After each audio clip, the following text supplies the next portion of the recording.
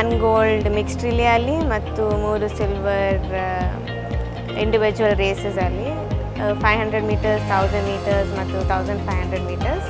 I was a roller skater from the age of 4. ನಾನು ಸ್ಕೂಲಿಂದ ಕಲಿತದ್ದು ಮತ್ತು ಅಲ್ಲಿಂದ ನಾನು ಕ್ಲಬ್ಸ್ ಜಾಯಿನ್ ಮಾಡಿ ಪ್ರೊಫೆಷ್ನಲ್ ಸ್ಕೇಟಿಂಗಿಗೆ. ಮತ್ತು ನಾನು ಫಸ್ಟ್ ಐಸ್ ಸ್ಕೇಟಿಂಗ್ ಮಾಡಿದ್ದು ಡೆಲ್ಲಿಯಲ್ಲಿ.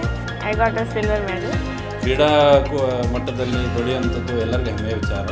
ಅದರಲ್ಲೂ ಕೂಡ ಶ್ರೀ ಧರ್ಮಸ್ಥಳ ಮಂಜುನಾಥೇಶ್ವರ ಕಾಲೇಜು BBA ಕಾಲೇಜಲ್ಲಿ ಒಂದು ವಿದ್ಯಾರ್ಥಿನಿ ಸ್ಪೋರ್ಟ್ಸ್ ವಿಭಾಗದಲ್ಲಿ ಇಷ್ಟು ಅಚೀವ್ ಮಾಡಿರುವಂಥದ್ದು ಸಂಸ್ಥೆಗೆ, ಕಾಲೇಜಿಗೆ ಮತ್ತು ವಿದ್ಯಾರ್ಥಿಗಳಿಗೆ ಅವರು ಸ್ಫೂರ್ತಿಯಾಗಿದ್ದಾರೆ. ಹಾಯ್, ಐ ಆಮ್ ಡ್ಯಾಶಲ್ ಅಮಾಂಡಾ ಕಾನ್ಸೆಸ್ಸು. ನಾನು SDM ಅಲ್ಲಿ ಈಗ ಕಲಿತಾ ಇದ್ದೇನೆ, BBA ಕಲಿತಾ ಇದ್ದೇನೆ. ಮತ್ತು ನಾನು ರೋಲರ್ ಸ್ಕೇಟರ್ ಮತ್ತು ice skater. I have participated in the national and international level. I was a roller skater from the age of 4. ನಾನು ಸ್ಕೂಲಿಂದ ಕಲಿತದ್ದು ಮತ್ತು ಅಲ್ಲಿಂದ ನಾನು ಕ್ಲಬ್ಸ್ ಜಾಯಿನ್ ಮಾಡಿ ಪ್ರೊಫೆಷ್ನಲ್ ಸ್ಕೇಟಿಂಗಿಗೆ. ಮತ್ತು from the age of 4, because of my parents support and my coaches support, I pursued skating, and it has been like several years now. I'm almost 20.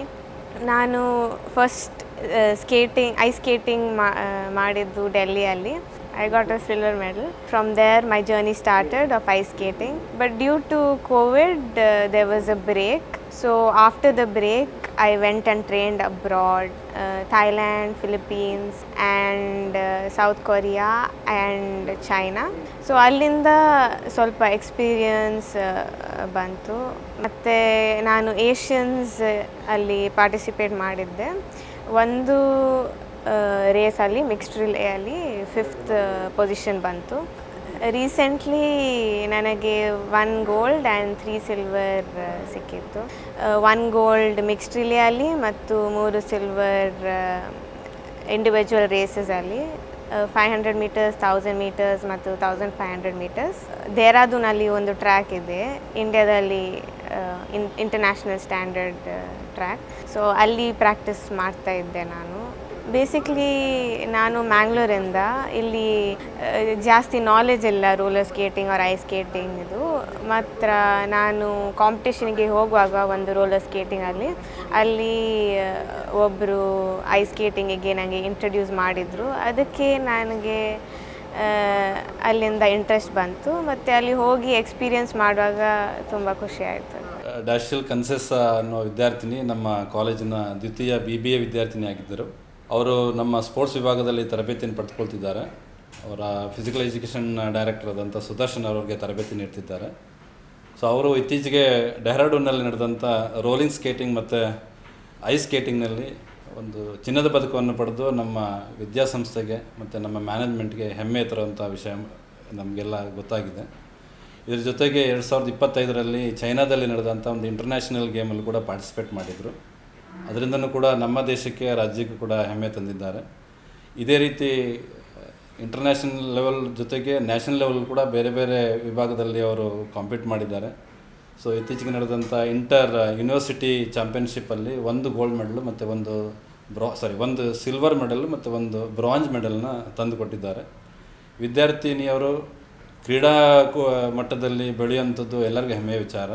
ಅದರಲ್ಲೂ ಕೂಡ ಶ್ರೀ ಧರ್ಮಸ್ಥಳ ಮಂಜುನಾಥೇಶ್ವರ ಕಾಲೇಜು BBA ಕಾಲೇಜಲ್ಲಿ ಒಂದು ವಿದ್ಯಾರ್ಥಿನಿ sports ವಿಭಾಗದಲ್ಲಿ ಇಷ್ಟು ಅಚೀವ್ ಮಾಡಿರುವಂಥದ್ದು ಸಂಸ್ಥೆಗೆ, ಕಾಲೇಜಿಗೆ ಮತ್ತು ವಿದ್ಯಾರ್ಥಿಗಳಿಗೆ ಅವರು ಸ್ಫೂರ್ತಿಯಾಗಿದ್ದಾರೆ.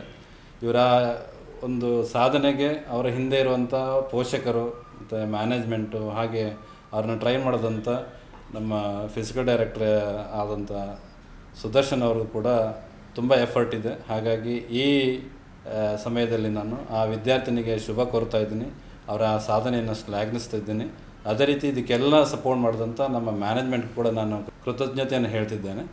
ಮತ್ತು ಈ ವಿದ್ಯಾರ್ಥಿನಿ ಉಳಿದ ಸ್ಪೋರ್ಟ್ಸ್ ಸ್ಟೂಡೆಂಟ್ಸ್ಗೆ ಮಾದರಿ ಆಗಬೇಕು. ಇನ್ನೂ ಹೆಚ್ಚಿನ ಸ್ಪರ್ಧೆಯಲ್ಲಿ ಅವರು ಭಾಗವಹಿಸಿ ಹೆಚ್ಚಿನ ಪದಕಗಳನ್ನು ಪಡೆಯಬೇಕು ಅನ್ನೋಂಥದ್ದು ನನ್ನ ಆಶಯ.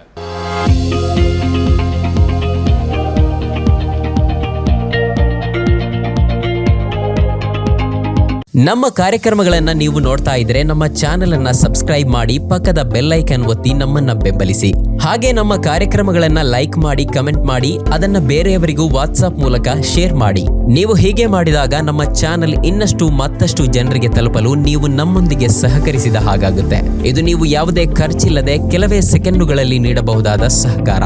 ಧನ್ಯವಾದಗಳು.